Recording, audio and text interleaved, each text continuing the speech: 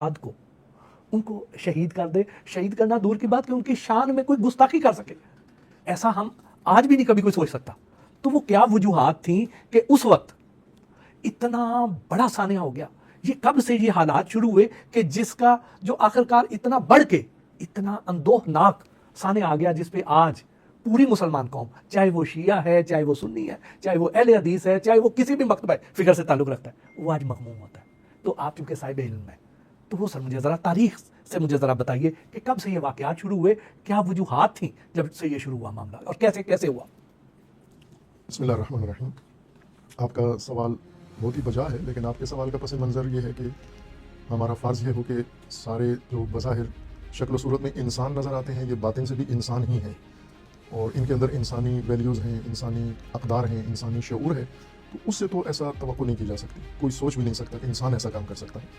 लेकिन दूसरा पहलू ये है इसका कि अल्लाह तबारक व तआला ने कुरान करीम में इंसान ही के बारे में फरमाया है कि ये इंसान पस्त हो जाता है, ये घटिया हो जाता है, ये वहशी हो जाता है, ये गिर के जानवर की सतह तक भी आ सकता है। जिस तरह मुख्तलिफ़ आयात में और मुख्तलिफ़ वाक़यात में कुरान करीम ने ज़िक्र किया कि इंसान जब गिर जाता है तो जानवर की सतह पर आ जाता है, वहशी हो जाता है।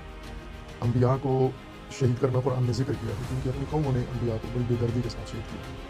तो अगर हम इंसानियत के दायरे में सोचें तो फिर तो सोच ही नहीं सकता कोई इंसान ये काम कर सकता है। लेकिन इंसान को ऐसे अवारेज़, ऐसे बीमारियाँ, ऐसे हालात पेश आ जाते हैं जो उसे मकाम इंसानियत से गिरा देते हैं, पस्त हो जाता है।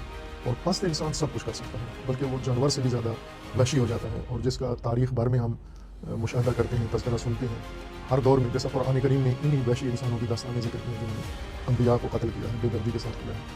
और फिर जब इस्लाम का आगाज़ होता है, रसूलुल्लाह सल्लल्लाहु अलैहि वसल्लम को अल्लाह तबारक व तआला ने इन्हीं जानवरों को इंसान बनाने के लिए भेजा कि वो इन्हें इंसानी हालत में ले आए।